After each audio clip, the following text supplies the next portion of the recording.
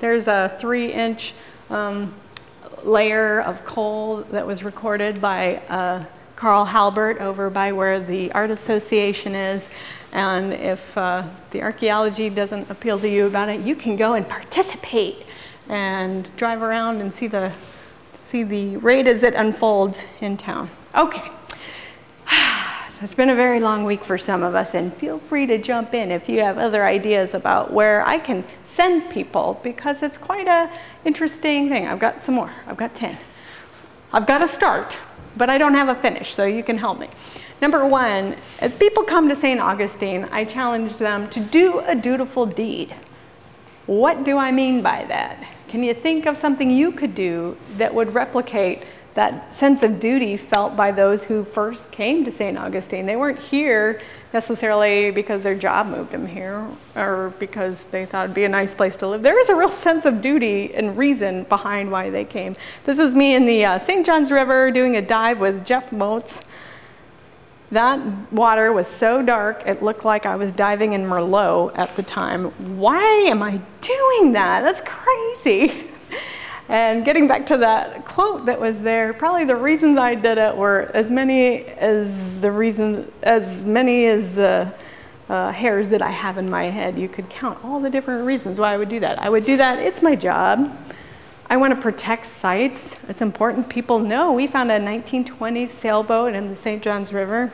I also wanted to be brave and challenge myself. I want to be able to tell my kids I did this pretty interesting, amazing thing, and an opportunity that not many people have. So first, challenge yourself to do a dutiful deed, and you will have begun your 16th century experience of St. Augustine. Go up to Jacksonville, go see Fort Caroline. It's a replica fort that they've built. They don't know where the real one was located, but it's a great place to have a conversation about why the French were there, what they were doing, how their life was different than the Spanish and other areas, and to even debate the size and shape of that fort that's no longer there. And they're just celebrating their 450th this week of the ships that came in. Do go out to visit the Fountain of Youth. Often they have archaeological digs going on during the summer, but they've done a lot to update the interpretation out there. They do have the lines of the buildings mapped out. They have the cannon going off. They have the shipbuilders going on. So it is a very significant site archaeologically that not many people know about. Probably in town, most people know, oh, that's the landing site of Menendez, but it's still an education issue. We need to let people know. We know where it is, and it's right here in town. Go over to Nombre de Dios. That's one of the secret gems in town that not a lot of people go over there. But I want to point out the casket. That is Menendez's casket, and that's the only artifact we have in our town that we can say was his, that touched his body, was part of him. And that's on display, and it's really, have many of you seen it? Oh, it's awesome because it's got skulls and crossbones and beautiful writing, and even the joints on the side of the casket is just remarkable to take a look at. You can hear Michael Gannon tell you the Lord's Prayer in a Timucua language, and you can see the Gonzalez sherd. That's a sherd found by Carl Halbert. It's a prehistoric pottery piece, but has the name Gonzalez written in it. So some interesting pieces there that tie in with our diversity themes and otherwise. Drive down to Matanzas. It's a great debate going on right now where the massacre occurred, how many people perished, and is a very significant part in telling of the founding of St. Augustine. The inlet is also one of the few natural inlets left that's never been dredged, though it's shifted around quite a bit. And though it's not 16th century, go over to Matanzas because it's free and you get the boat ride. It's a good time. Get lost in Anastasia, or even better, go up to the lighthouse and take a look around. There are the second and third forts of St. Augustine. They left after, I think, just 9 months at the Fountain of Youth, came over and set up 2 forts over here in St. Augustine. We don't know where they are. We don't know a lot about that 6-7 time year period archaeologically. There are historical documents that go to that time, but not a lot of archaeological evidence that we have. So just consider that that was also another space significant to 16th century St. Augustine. This is my favorite part, and I don't know how many people have ever done it. Walk the perimeter of the walls of St. Augustine. You can even borrow from my Heinrich Schlemmer moment this year, and I decided to run around it and see how long it would take to go King Street, down to Marine, up San Salvador, and over Cordova. Though sometimes I go over to St. George, and because Soledad is right over there, which marks the boundary. Took me about 20 minutes. What is the southern border? San Salvador. San Salvador. So if you go down to where the National Cemetery is and the St. Francis Barracks, also a 16th century site, take a right at... Is that the southern? Yeah, and it's a teeny road, and it just kind of jogs over. In the Boazio map too, they show 9 blocks of buildings, but I think Deegan has only found 8, and archaeologically we don't have, I don't believe they have that 9th block. The old town, as it was platted in 1572, and that's after they spent time in Anastasia, they come back over here, and this is the original city set up over there. So it has King Street, and the question is the plaza, where that started and ended and shifted and moved around.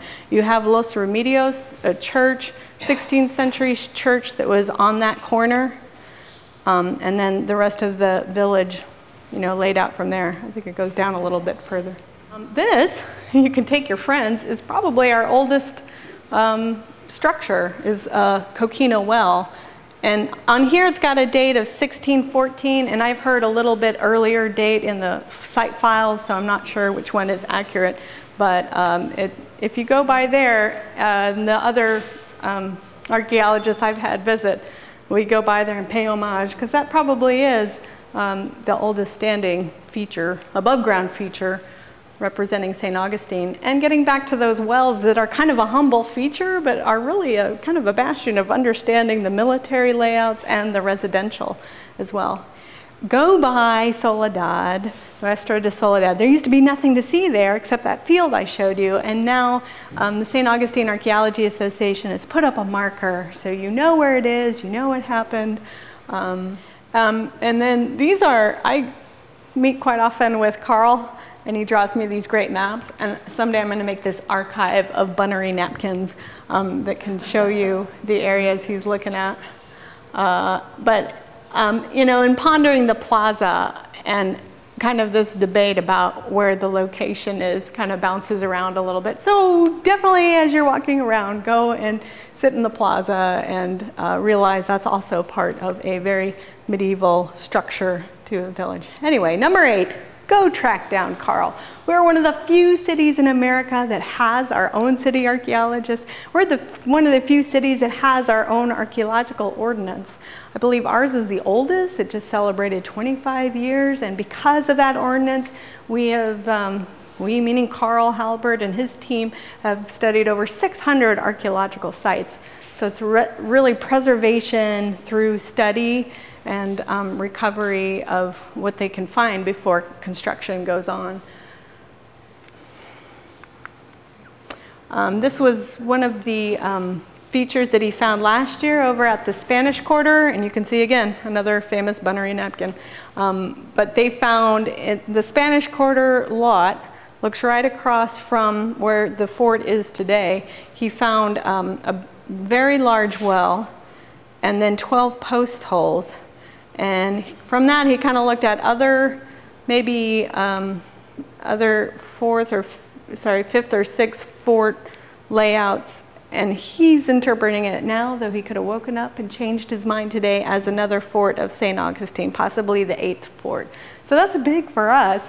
And I had a question. I was talking to a group out at the Spanish Quarter of here's this site and there it is.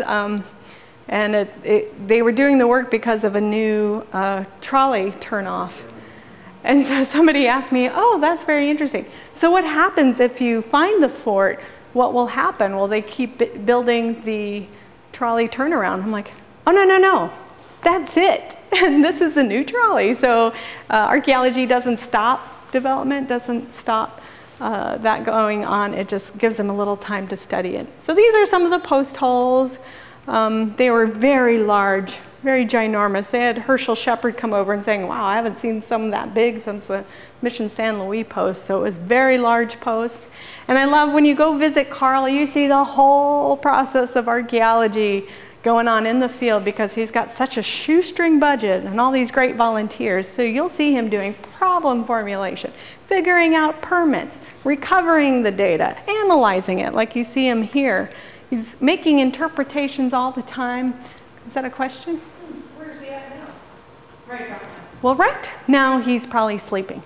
But, oh no, it's Saturday afternoon. He's up and about moving, but he's not working. Does anyone know where Carl is this past week? He was for a long time over on Marine Street, and we tried to have a chalkboard that said the trial report saying where Carl was. I know he had been in the lab for a long time this summer and kind of called upon for little projects here and there. And he said, I think he's got another big project coming up in the next few months. But usually, if he finds a big project, he'll tell you won't be there long. And then 3 months later, you can still find him there. And a lot of them are open for volunteers. If you contact the St. Augustine Archaeology Association, and I have cards and information for them if you're interested.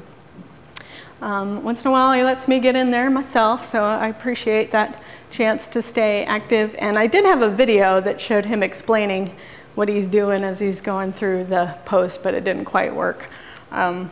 But from that post, he found artifacts related to the 1590s up to the 1620s, a doublet button that, even though it dates to the 1590s, it was probably reused as clothes were worn out.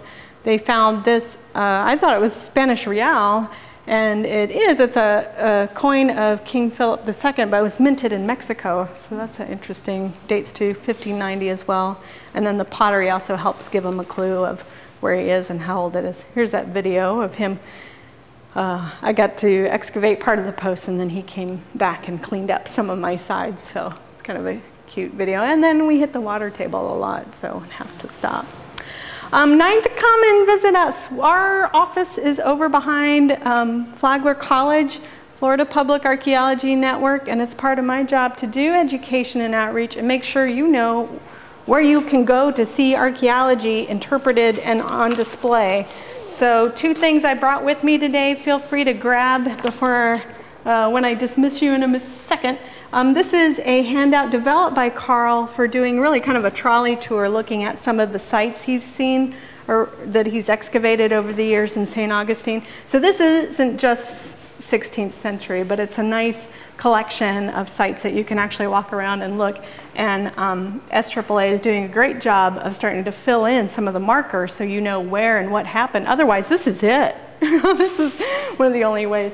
He also has a great city website, and I believe that's on there. And we also have these Explore Archaeology maps, what you can do in St. Augustine, sites that are open where archaeology is interpreted for the public, as well as Northeast Florida for cover our region a little bit. But we have a very active blog, social media. I tweeted Sam's talk earlier. We're trying the best we can to get the information out so we don't just keep it all to ourselves. And some virtual Florida field trips where you can see, like at Nombre de Dios or Fountain of Youth or Kingsley Plantation, other places, matching up the history with the archaeology and knowing you too can go out and visit these places.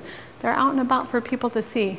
So keep on reading, keep on visiting sites, attending lectures. There's going to be so much going on over the next few years with Viva Florida from the 500th on through the civil rights commemorations. Let other people know what you're doing and up to. I'm hoping that we can really feel the momentum building in town, and it's been nice this week to have that sense. We're all building towards something. And this is a very non-academic book, and I just love it, The Voyage Long and Strange. And it really talks about how Americans really misunderstandings and misinterpretations about our colonial past, and giving a lot of information on the Spanish heritage. Well, thank you very much, and I'll spread these out so you can